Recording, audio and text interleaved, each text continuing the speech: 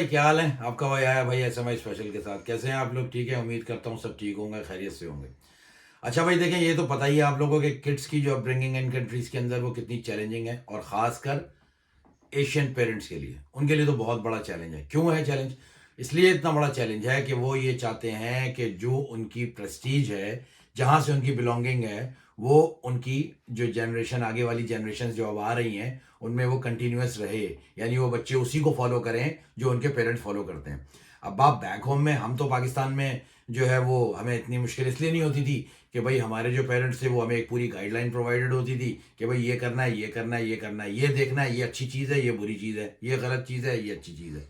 तो वहाँ इतना आसान नहीं था, वहाँ इतना मुश्किल नहीं था, सॉरी, क्योंकि वहाँ पे एक इन्वायरमेंट बना हुआ था। चैलेंज यहाँ पे है। यहाँ चैलेंज क्यों है?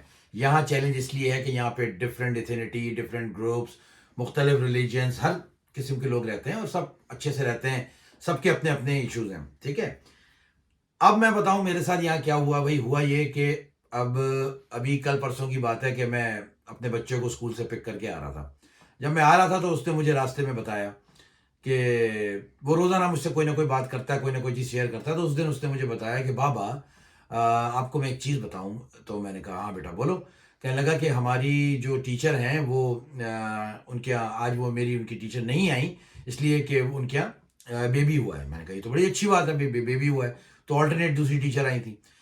कहने लगा कि लेकिन ये अब जो है वो अभी 2 मंथ्स अगो उनकी जो है शादी भी हुई है। तो मैंने कहा यार, मतलब मैंने अपने बच्चे को देखा, मैंने कहा ये बोल क्या रहा है। अच्छा, अब चूंकि हमारी तो अपब्रिंगिंग सब वही है बैक होम में, तो हमारे तो जहन में फौरन आ गया कि यार ये क्या कहानी है, 2 महीने पहले शादी हुई और साला 2 महीने बाद बच्चा हो गया। अगर ये बात हम अपने मुल्क में वहां किसी को बताएं तो वो तो पूरा डंडा ही उछाड़ देंगे हमारे अंदर कि ये हुआ क्या है। एनीवेज, अब वो हुआ ये कि उसको फिर मैंने समझाया, उसको मैंने समझाया कि हाँ बेटा ठीक है। जाहिर है वो बच्चे की एज के हिसाब से ही आप उसको समझा सकते हैं। आप कोई चीज़ ऐसी इम्पोज नहीं कर सकते या उसको उसको इस हिसाब से नहीं बता सकते कि यार नहीं ये गलत है या ये सही है। तो उसको इस सिस्टम के हिसाब से ये चीज़ सही पता चली। तो उसने मुझे फिर जब और भी बातें बताई तो फिर मैंने, being a father, being a very good daddy, मैंने उसको समझाने की कोशिश की कि देखो बेटा, ये अभी पहले तो अभी आपकी वो एज नहीं है, अभी आप थोड़े बड़े हो जाओ। जैसे जैसे आपकी एज आगे जाएगी ना, तो आपको ये सिचुएशंस, ये सारे मैटर्स का खुद ब खुद आपको पता चलने लगेगा। अब जाहिर है उसको उसमें से कुछ चीजें समझ में आई, कुछ चीजें समझ में नहीं आई।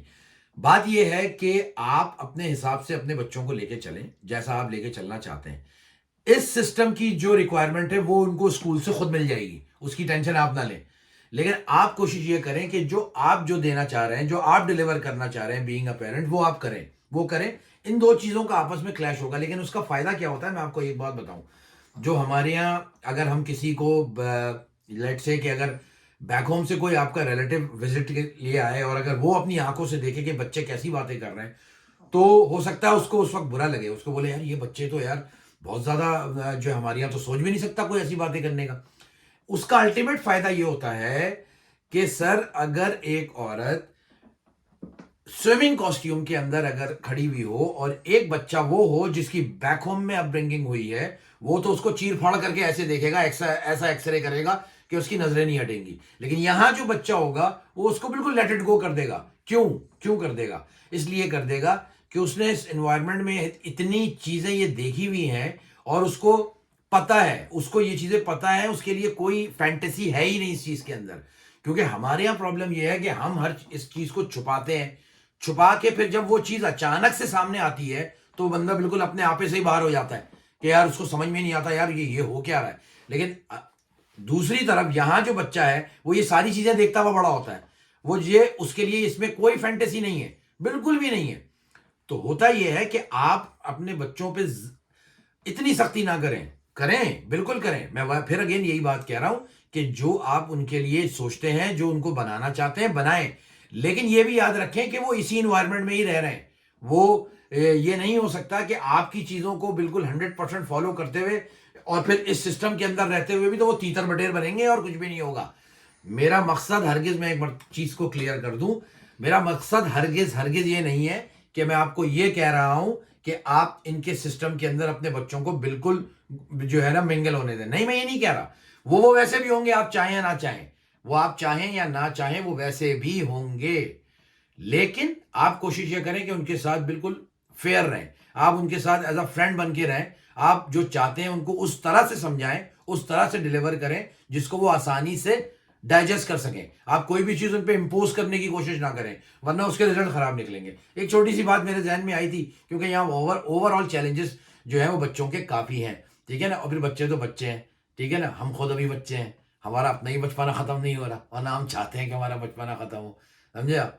तो एनीवेज़, दुआओं में याद रखिए। एक छोटी-सी बात ज़हन में आई, मैंने कहा आप लोगों से भी शेयर करूँ, ऐसा होना चाहिए, ऐसा मैं सोचता हूँ। हो सकता है मैं गलत भी सोचता हूँ भाई, हो सकता है बहुत सी चीज़ें मेरे ज़हन में ना आती हों, आपके आती हो तो मुझे कमेंट में बताइएगा कि यार तुम ये नहीं सोचते, या तुम्हें ऐसा बोलना चाहिए, या तुम्हें ऐसा सोचना चाहिए। एनीवेज़, दुआओं में याद रखिएगा, अगली वीडियो में मुलाकात करता हूँ बहुत जल्द। रफ़ाक़त वस्सलाम।